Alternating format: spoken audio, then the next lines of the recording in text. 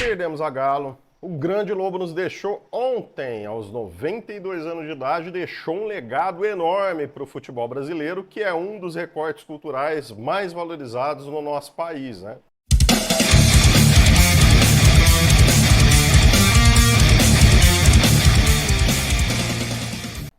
O Zagallo foi o único tetracampeão do mundo na história. Ele foi em 58 e 62 como jogador de futebol. Em 1970 ele foi como técnico da seleção brasileira lá no México. Em 1994, Zagallo foi coordenador técnico do Parreira naquela campanha sensacional. Partiu, bateu, acabou! Acabou! Acabou!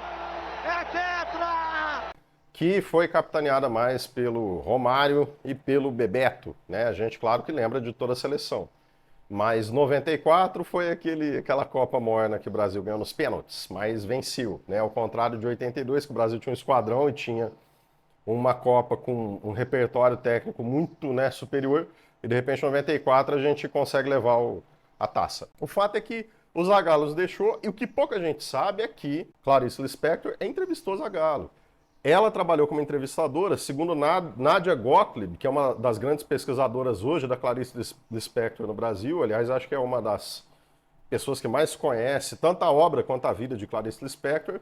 Durante esse tempo em que ela trabalhou como jornalista, ela o fez para ganhar o que? A grana, né? Para ganhar dinheiro mesmo, assim, para se sustentar, que ela estava precisando, né?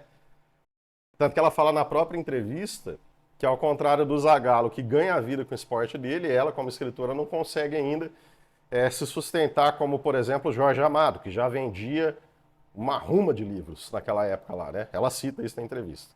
Pessoal, como aqui a gente tem a intenção, né, de trazer informação, conteúdo, que está alinhado tanto com o que está acontecendo hoje, né, com as atualidades, quanto aquele conteúdo filé para quem está prestando vestibular, vamos falar rapidinho da Clarice Lispector aqui, situá-la, né, no momento histórico da nossa literatura. A Clarice faz parte da terceira geração do modernismo no Brasil, que é a geração pós-1945, a geração do pós-guerra.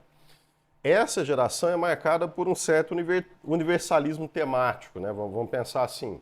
E também por um experimentalismo na elaboração literária, na criação da literatura, no trabalho com a linguagem, que é muito grande. Prova disso, por exemplo, é o Guimarães Rosa, né, na prosa. A gente tem também João Cabral de Melo Neto, e fechando a tríade, né, cara, Clarice Lispector, geração pós-45. Quais são as características da Clarice Lispector? Anota aí, faz aí teu fichamento, né, cara, leva no coração, porque com certeza a Clarice é uma das escritoras mais cobradas pelos grandes vestibulares do país e pelo Enem também. Bom, vamos lá. No conto Ana, para a gente ver essas características. Você se classificaria como uma escritora que escreve por vocação ou por necessidade? Olha, eu só escrevo porque não consigo deixar de escrever. Então, para vermos, né, para a gente dar uma olhada nessas características, eu vou passar rapidinho aqui pelo conto Amor, né, do livro Laços de Família, de Clarice Lispector. Nesse conto, a protagonista é Ana. O narrador é onisciente, o narrador em terceira pessoa. Ana é uma dona de casa, mãe de família, cuida dos filhos, cuida do esposo. Ela sente uma desordem íntima, ela sente que tem alguma coisa desorganizada dentro dela, né? E ela procura preencher essa lacuna da desordem íntima, do caos interno, né? Ela procura fazer isso decorando o ambiente externo. Então, tipo, ela tem um gosto pelo decorativo, né? Ela fica sempre trabalhando na casa, mexendo na casa, dando aquela limpada, aquela ajeitada, e gostava realmente de fazer coisas para enfeitar a casa. Como se isso fosse, de fato, preencher o que ela sentia como desordem íntima. O narrador diz assim que certa hora da tarde, as árvores que plantara riam dela, né? Porque ela não tinha muito mais o que fazer. Como ela não tinha mais o que fazer, ela ficava preocupada, né, cara? Então, tipo, o pensamento dela começava a ser mais confuso, né? Então ela começava a pensar mais nessa desordem interna sem querer. Então, no conto, o que ela faz? Ela vai fazer um bolo, mas ela percebe que não tem os ovos suficientes, ela vai comprar ovos. Pega o bonde, vai, compra os ovos. Na volta, ela vê um cego mascando chiclete, um dos pontos.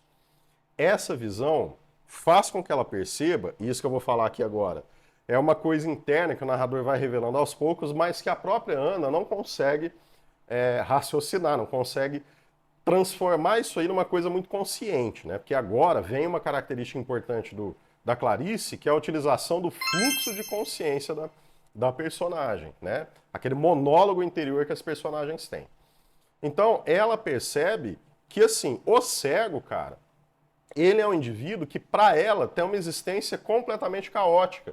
Ele não consegue organizar nada, porque ele não vê as coisas. Só que ela também percebe que ela não é tão diferente assim, que a existência dela também não é completamente 100% programada, planejada e controlada por ela. Essa é a grande questão. Então o que ela percebe é o caos da própria existência.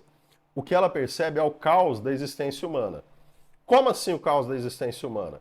Segundo Jean-Paul Sartre, que é o cara que mais influenciou Clarice Lispector, a nossa existência é de fato marcada por coisas aleatórias. O que significa isso? Eu vou dar um exemplo meu aqui agora, hein? O tempo. Como que a gente organiza o nosso tempo, né? Nós organizamos o tempo dentro de um calendário. Só que esse calendário, na verdade, nada mais é do que uma abstração, quer dizer, uma coisa que não existe do ponto de vista objetivo mesmo, assim. A gente criou isso aí, né? E a gente criou essa parada para poder organizar uma vida, cara. E essa vida, de fato, é uma coisa que eu não consigo planejar. Eu consigo planejar, claro, mas eu não consigo controlar 100% o que vai acontecer nela. Então, a existência é aleatória, né? Na visão de Jean-Paul Sartre, beleza? Que é um cara que acredita, de fato, nesse caos existencialista. E a Ana percebe isso. A Ana, de Laços de Família, do Conto Amor, percebe essa parada aí, cara. Então, o que ela tem? Ela tem uma epifania, que é uma das grandes características da Clarice Lispector, né? Beleza, então esse recorte vai ser importante para saber dessas características. Anota aí, pessoal, já falei, faz o fichamento. Primeira característica, então. A Clarice trabalha com uma prosa que a gente chama de prosa intimista, beleza?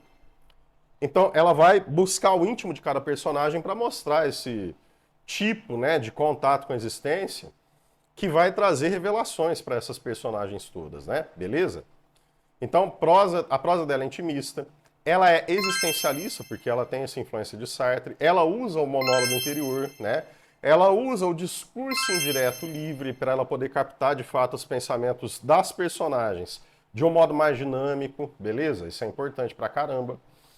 E assim, o mais relevante é o lance da epifania, né? Então é quando a personagem, diante de uma situação banal do cotidiano, uma situação boba do cotidiano, faz essa descoberta, né, do quanto a existência é caótica, absurda em determinados sentidos, beleza? Isso é uma epifania. O que é epifania? Essa descoberta da nossa existência, do caos da nossa existência. Isso gera, inclusive, até a náusea, né? Porque o Sartre dizia que é uma espécie de vertigem que a gente tem quando a gente percebe que as coisas do mundo são organizadas dentro de invenções que nós fazemos para que essa existência tenha mais sentido, né? Então, é de fato um pouco, né, gera um pouco de incômodo, assim, tipo, o que ele fala de náusea mesmo, que é a vontade de, né, diante do fato de que a gente não consegue controlar 100% das coisas. Tem uma outra, cara, que é importante pra caramba, que é o lance dela procurar uma identificação entre o personagem e o narrador. Uma coisa que eu escrevi sobre um bandido, sobre um criminoso chamado Mineirinho, que morreu com 13 balas, quando uma só bastava, e que era devoto de São Jorge e tinha uma namorada, que me deu uma revolta enorme. Sobre esse seu trabalho em torno de Mineirinho, qual o enfoque que você deu? Eu não me lembro muito bem, já foi há bastante tempo. A qualquer coisa assim, como o primeiro tiro me espanta, o segundo tiro, não sei o que, o terceiro tiro, coisa. O 12º me atinge, o 13º sou eu. Eu me transformei no Mineirinho. Isso é importante pra caramba. Tanto que, na verdade, você percebe que no caso da A Hora da Estrela, que é a última obra dela, né, o Rodrigo S.M., que é o narrador que ela cria, ele procura se aproximar tanto de Macabeia, né, antes de contar a história de Macabeia, que ele olha para o espelho e quando ele vê Macabeia, depois de ficar sem comer bem, depois de ficar no quarto sem fazer a barba, depois de ficar ali de um jeito mais atirado, assim, quando ele vê a Macabeia, né, diante do espelho, aí sim ele começa a contar a história de Macabeia, que é a protagonista da obra, certo? Então, essa identificação entre narrador e narrado, entre narrador e personagem, é uma das marcas importantes da Clarice Lispector. Mas e a entrevista? Como é que rolou a entrevista? A entrevista foi publicada no Jornal do Brasil, beleza? Em 28 de março de 1970, pouco antes do Zagallo ser chamado, inclusive, para dirigir a seleção brasileira no lugar do João Saldanha e depois partir para o México, né? Para ser tricampeão. 90 milhões em ação para frente Brasil. 90 milhões em ação pra frente Brasil, no meu coração. Tem um vídeo, inclusive, aí, a retrospectiva de fevereiro, que eu já postei, em que se questiona isso, né? A utilização do regime ali, o regime utilizando, na verdade, o futebol como uma ferramenta de propaganda, de força, de poder do próprio regime, né? Quer dizer, ali parece que o Brasil está se encaminhando para o progresso, porque agora ele está bem dirigido, no caso. Isso é uma forma de utilizar o futebol mesmo ali como uma ferramenta de alienação social, né, cara? De procurar manipular as massas, né? Beleza? Mas assim, Zagallo estava indo. E o interessante é o seguinte, cara. Olha só, uma das coisas, né, que a Clarice pergunta pro Zagallo é a seguinte. A diferença entre eu e você é que eu posso escrever até quando me der na telha, né? E você tem um momento como desportista para parar. Isso te dá tristeza? Ela pergunta isso pro Zagallo, ele fala que sim. Mal sabia ela, mal sabia Zagallo também, né, que o Zagallo ainda seria campeão como coordenador lá em 94, né, cara, tetracampeão brasileiro, seria campeão da Copa América em 97, né? E agora acabou! Brasil! Acabou! Vale um abraço de Zagallo. Se abraçam ele e o Prima. Se abraçam os jogadores do campo. Aí, Zagallo, o Brasil é campeão. Respira, respira, Zagallo. Mas tínhamos o coração. É pra você. Vocês sabem quem são. Não preciso dizer mais nada. Vocês vão ter que me engolir.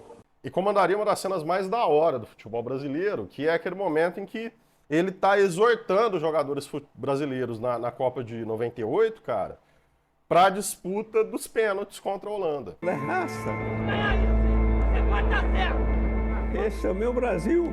Né? Isso ficou marcado assim de um jeito, cara, que você percebe ali que tem esse lance visceral mesmo, emotivo, né, do Zagallo com o futebol. Então, o Zagallo era um cara profundamente técnico, tanto que na entrevista para Clarice ele fala assim, que para enfrentar os europeus, ele considera que o material humano brasileiro é o melhor do mundo, é imbatível, só que eles têm que jogar como os europeus, né? Ou seja, eles têm que ter a disciplina tática dos europeus e tem que ter a paixão, né, a raça dos brasileiros mesmo ali. E a gente, no fim das contas, se for pegar Mallarmé aí, né, da literatura francesa, né, cara, que tem boas concepções sobre literatura e poesia, você percebe que escrever literatura, fazer arte de uma forma geral, é uma junção das duas coisas, né, cara? É ali uma síntese das duas coisas. Quais duas coisas? Essa paixão visceral, essa raça que a Clarice tinha, né, pela literatura, e o lance dela pensar também, elaborar seus textos. Tanto que ela dizia que, no momento que ela está escrevendo, na entrevista que ela deu para a TV Cultura, ela fala isso, né? Quando ela estava escrevendo, trabalhando num livro, cara, ela anotava durante o dia, assim, as coisas que surgiam na cabeça dela. E depois ela concatenava essas coisas trabalhando. Então você tem ali uma fusão entre trabalho, né, intelectualidade, no caso, e paixão na hora de escrever. Que é uma fusão que tinha na disciplina tática do Zagallo, né, e também naquela exortação que ele faz à raça dos brasileiros e o que eles representam para a população brasileira naquele momento ali, em que eles vão para a disputa de pênaltis e precisam carregar não só a responsabilidade, né, deles mesmos como jogadores, mas também a responsabilidade sobre a alegria ou tristeza de muitos e muitos e muitos brasileiros naquele dia, exatamente em que o Brasil jogava com a Holanda. Então isso é muito louco, cara, é muito legal. Né? Então ela faz essa pergunta para o Zagallo. A diferença, eu não preciso parar, né? Você tem que parar, vai chegar uma hora que você vai ter que parar. Ela descreve o Zagallo e ela faz uma descrição, evidentemente, né, mais literária, vamos dizer assim, do Zagallo, porque, claro, a entrevista é publicada, então tem o texto da entrevista. Né? No texto da entrevista ela vai dizer o seguinte: Zagallo é moço, fino de corpo, as pernas não são deformadas por uma musculatura violenta, como as de certos jogadores profissionais. É o tipo do bom rapaz e do bom colega. Né? É assim que ela descreve o Zagallo de início. E o legal, interessante ali, cara, é que, por exemplo, Ana, protagonista lá do Conto Amor que eu falei pra vocês, né? Quando ela tem essa epifania, ela vê o cego mascando chicletes, ela acaba passando do ponto que ela devia descer e ela vai parar no Jardim Botânico, né? E no jardim botânico, ela vê uma profusão de vida. Porque era outono e as árvores estavam lançando folhas no chão, né, cara? Então tinha muita folha, tinha sujeira, tinha insetos, né? Tinha flores apodrecendo. Ela vê aquela explosão, o que ela chama de desperdício de vida, no caso. Então ali, cara, você vê a vida no jardim botânico, você consegue perceber que ela, para tudo que tem ali, os insetos, as árvores e tudo, os vegetais, ela é completamente aleatória, né? E aí ela compara a si mesma com aquilo tudo, né? Então o jardim é um elemento importante ali para que nós percebamos o caos que é a própria existência humana também. E o Sartre, adivinha onde que ele teve, segundo o que ele falou numa entrevista, essa grande ideia da existência ser um caos, né? Ser caótica assim. Quando ele parou num jardim, numa praça lá de Paris, e começou a pensar nessas coisas, e, né, comparando a própria existência com aquela profusão de vida também que havia naquele jardim, com as folhas no chão, né, com as flores no chão, com os insetos passeando para lá e para cá. Agora, olha só que interessante, né? A Clarice, ela faz a entrevista no jardim, num dos jardins do Botafogo, do Clube Botafogo, né? E ela fala justamente isso. Que as folhas das árvores caíam sobre nós. Tem gente que vai pensar assim, nossa, eu vi uma entrevista da Clarice, que é justamente essa da TV Cultura aí, que você deve ter visto, né, do Panorama, que ela tá triste. Você não pode pegar essa entrevista e definir toda a existência da Clarice, tipo, a Clarice é triste, né, por causa da entrevista. Ela tava triste naquele momento, ela descobriu, né, que ela tava doente e tal, é a fase que ela tava, né, nessa parada de se defrontar com a morte e tudo. Mas ela não era triste daquele jeito ali, depressiva. A gente vai começar a diagnosticar a Clarice Lispector. Só que tem gente que fala assim, então quer dizer que foi no Jardim do Botafogo. Ela torcia para o Botafogo? Sim, ela torceu para o Botafogo. Então por isso que ela era triste? Não sei, acho que não, né? Mas assim, se ela tivesse visto o Botafogo em 2023, né, talvez justificaria também a tristeza dela naquele momento ali. Enfim, voltando para o lance da entrevista. Ela chega a falar para o Zagallo, né, que a vida é breve para uma arte tão longa, né, cara? Então, tipo, a arte da escrita mesmo, assim. Se a gente pensar no próprio Zagallo, você percebe ali o seguinte também, né? Olha só, tem o Fernando Pessoa em Mensagem, questionável também, né? Esse texto, inclusive, do ponto de vista histórico, é bem questionável. Do ponto de vista da colonização também. Mas em Mensagem, se a gente pensar no caráter universalista do texto, ele fala assim, quer ver, ó, o Dom Sebastião, rei de Portugal, né? Louco sim, louco porque quis grandeza, qual a sorte a não dá. Não coube em mim minha certeza, por isso onde Areal está, ficou meu ser que houve, não o que há. Minha loucura, outros que me atomem com que nela ia. Sem a loucura, o que é o homem, mais que a besta sadia, cadáver adiado que procria? O que o Fernando Pessoa quis dizer quando ele coloca essas palavras na boca de Dom Sebastião, rei de Portugal, aquele rei que lá no século XVI foi para Alcácer Quibir e desapareceu, queria conquistar Alcácer Quibir. Ele tinha essa ambição de conquista, né, o Dom Sebastião, só que ele desaparece. Ele é louco, né? Muita gente falava, ele era doido de querer conquistar Alcácer Quibir, que hoje é o território do Marrocos, inclusive. Louco sim, louco porque quis grandeza, qual a sorte a não dá. Então, beleza, fui louco. Só que a sorte não dá grandeza para ninguém e eu queria essa grandeza e fui buscar. Por isso, onde o Areal está, o Areal é o ponto de onde o Dom Sebastião partiu para Alcácer Quibir, não é? Lá de Portugal. Por isso, onde o Areal está, ficou meu ser que houve, não o que há. O que significa isso? O ser que houve no passado é Dom Sebastião, rei de Portugal. Esse é o ser que ficou para a história, né? Não é o que há. O que existe hoje do Dom Sebastião? Nada, cara. O cara morreu no século XVI, né? Tem nem pó, entendeu? Mas não é esse ser finito que ficou, né? É um ser que ficou para a eternidade. Então, quando a Clarice fala para o Zagallo que a arte, né, cara, a vida é muito breve para uma arte muito longa, mal sabia ela toda a trajetória que o Zagallo teria a partir daquele momento ali. E que faria com que o Zagallo também deixasse para nós o ser que houve, né? Então, tipo, quando a gente for lembrar de Zagallo, nós vamos lembrar com muito orgulho do único cara até hoje que foi tetracampeão do mundo, que tinha aquela paixão para lidar com o futebol, né? Então, esse é o ser que houve e que vai ficar para a história, não é? Vocês vão ter que me engolir. Zagallo, é uma das conquistas, é uma emoção parecida a uma conquista de um título mundial para você? Não, foi sensacional a vitória. Então, quer dizer, a gente vê que tem alguns elementos assim da nossa história que vão ficar para sempre mesmo. O Zagallo com certeza vai ser lembrado por séculos e séculos aí, né? Se é que a gente vai ter um mundo que vai persistir durante tanto tempo, mas enfim. O Zagallo chega a falar que o futebol, assim como a escrita, é um dom, né? Na verdade, assim, ele acha que é um dom. Né? É de fato, tem gente que vai caracterizar como um dom, tem gente que vai caracterizar como alguma coisa que pode ser mais trabalhada, mas assim, o futebol é um dom, né, cara? Então, tipo, você percebe que tem alguns meninos que conseguem jogar muito bem, que por isso tem projeção, outros nem tanto.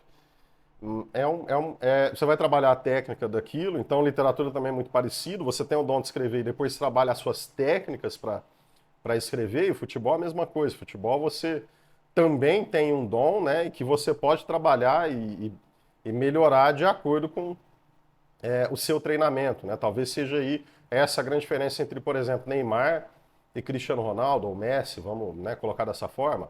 O trabalho técnico que existe com esse dom especial, né, que foi presenteado e que foi um presente, vamos, né, colocar assim, para esses jogadores. E o Zagallo tem essa visão mais lúcida, né, da coisa. Galera, é isso, né? Então, eu espero, inscreva-se no canal, beleza? É muito importante que você deixe a sua curtida. Por favor, deixa a curtida. Você que está vendo o vídeo, deixa a curtida aí, porque ajuda a distribuir mais. O trabalho independente é um trabalho que é feito só por mim mesmo. Então, a única coisa que me motiva é que seja mais distribuído, que o vídeo seja mais distribuído. Então, inscreva-se no canal, deixa a sua curtida, ela vai ajudar pra caramba, beleza? Por favor, tô te pedindo. E vamos lembrar do Zagallo como um dos grandes heróis do nosso futebol. Um dos caras que inspiram, inclusive, o povo brasileiro a ir pra luta, né, cara? Todos os dias, esse povo tão forte, esse povo que luta tanto, né? E que quer simplesmente ter uma existência digna, uma vida digna. E a gente vai caminhando em busca disso, em busca dos nossos sonhos, como você também que está prestando vestibular. Beleza? Forte abraço, até a próxima.